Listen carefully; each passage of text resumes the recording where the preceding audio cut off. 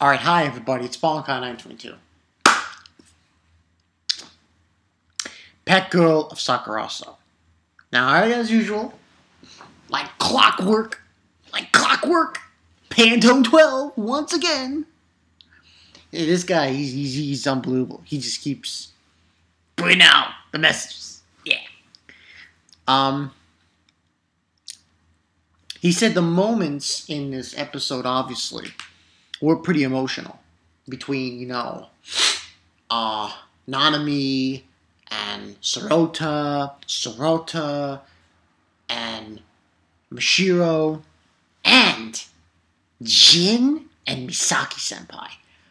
That one was, ooh, shit. Now, this one was called, Windows and Lights of Christmas Eve. Now, obviously, this episode was, I'm going to give this a 4. I want to give this a 5 out of 5. But, you know what? Fuck it. I'm going to give this a 5 out of 5. Yeah, I'm going to give this a 5 out of 5. Because this was pretty boss, to certain extents. Because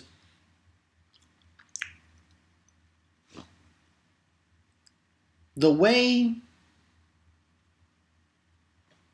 each person was interacting with each person in this episode was very nicely done. Now, the beginning part was actually done very well. They had, each person, with their romantic situation, talking with the situation they're in. I got Sorata with his situation with mashiro, Nanami with her situation with Sorata, Jin with his situation with Misaki Senpai with her situation with Jin. It was like, they're basically talking about it. And the summary and basically, it was, majority of the episode was basically the confusion.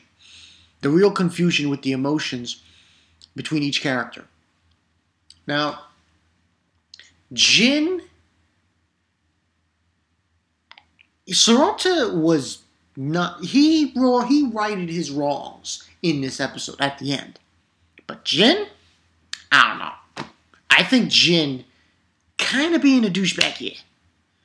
I understand why he did what he did in this episode. It makes sense. But it doesn't work that way. You can't just say, just tell this girl, stay the way you are. It doesn't work that way, man. You're leaving her high and dry. Alright, now that I've made up a few points on that, let's get into the summary. So, like I said, you get the whole beginning part with everyone's point of view on everything. And basically, during the episode, we have a bunch of meetings. And one meeting is obviously, once again, Sorata and mashiro. I'm not going to go too much into details with a little bit here, a little bit there. But basically, in the beginning part of this episode, we had Misaki talking to Sorata and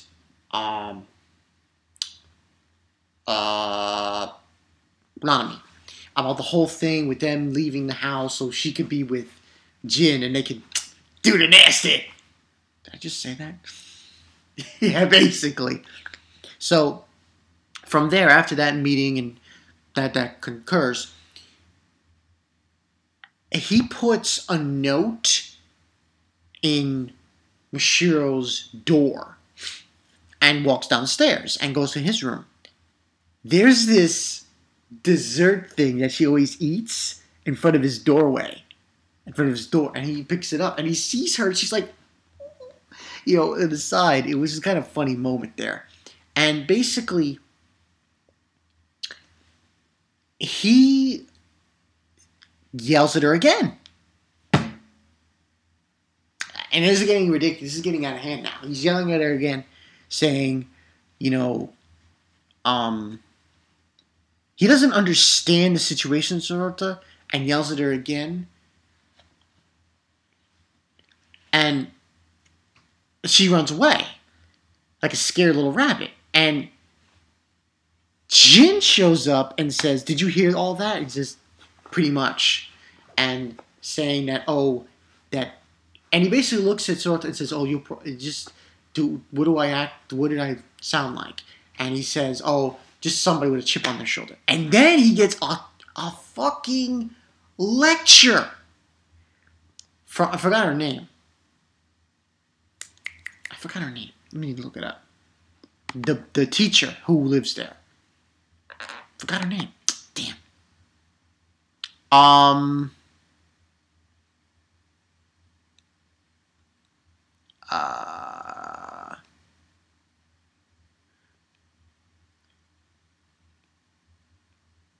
Chihiro?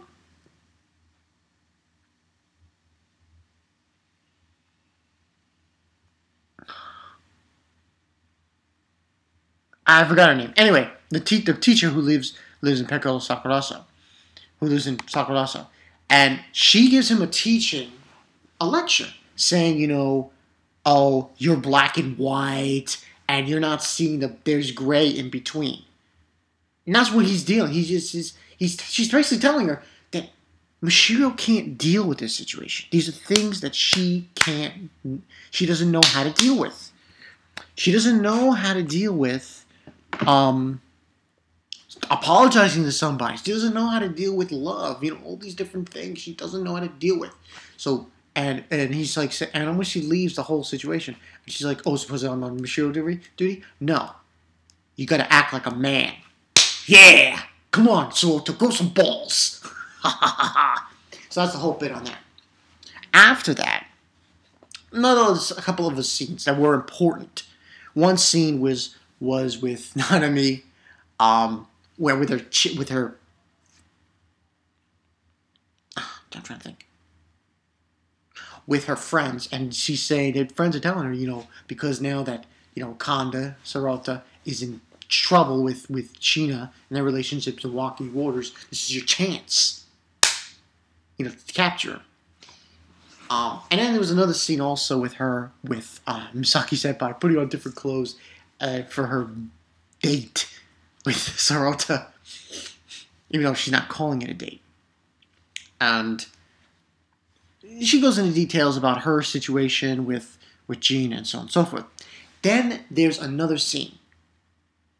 And this is right before, I think, they go out, the whole band, with Jin and the president of the student council. And he's basically telling him, what the fuck? You really are going to Osaka school, and you're really going there full...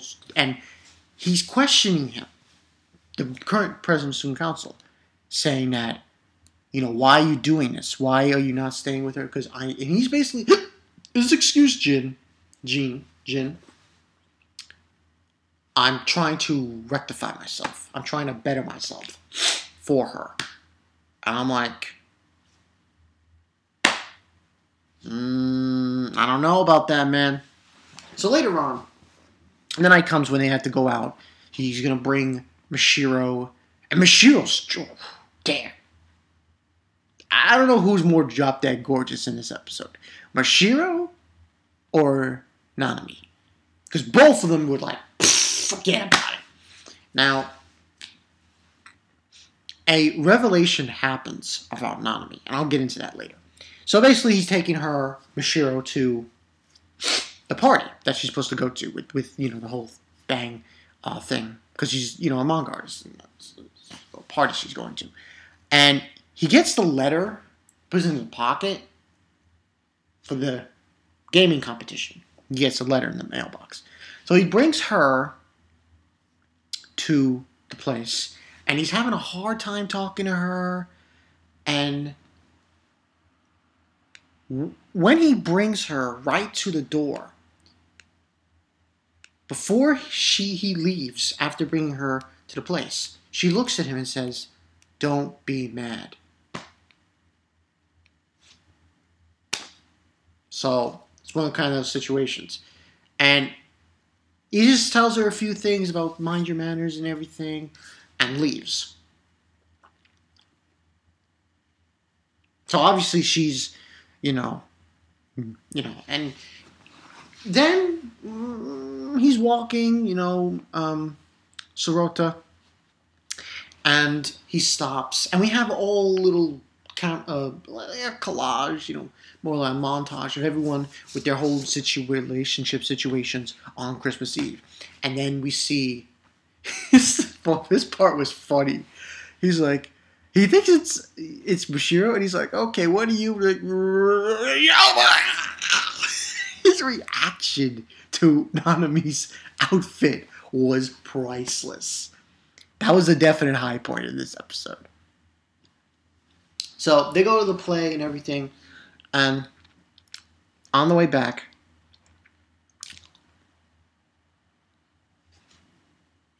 Nanami drops a bombshell. The bombshell is that if she does not, because she's gonna have another, the voice acting thing. If she doesn't do well with it, the next one she's doing,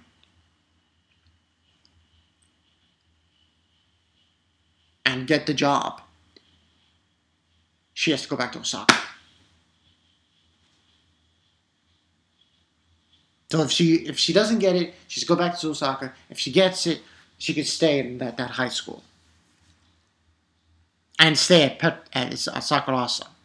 So, I also forgot to mention there was a thing with apparently the place is going to be closed on New Year's Eve. Sakurasou is going to be closed on New Year's Eve. That's the whole bit of him going through it, and that's the next episode. Goes back to his house, I think. Now, just as Nanami wants to promise him something, that if she is successful with this, to do something. She wants him to do something for her. I can only imagine what that is. And he promises and everything, and so on and so forth. And that's when he gets a phone call about Mashiro, that she left the party, and you know where she is, and he gets a scare. Because he's afraid that she's hurt or whatnot. Finds her in the freezing snow cold with a plate, no shoes on. And it's just the dessert she always eats.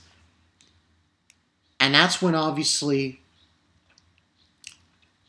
and it's so funny because he eats it and he says, I'm very mad and everything. And there's a reconcile there between Sorata and Mashiro. And you see her in the background, Nanami. It's like kind of, ooh. And she goes over to him and says, what's going on here, and everything. And apparently, he opens the letter, obviously, that she gives him. And apparently he got accepted.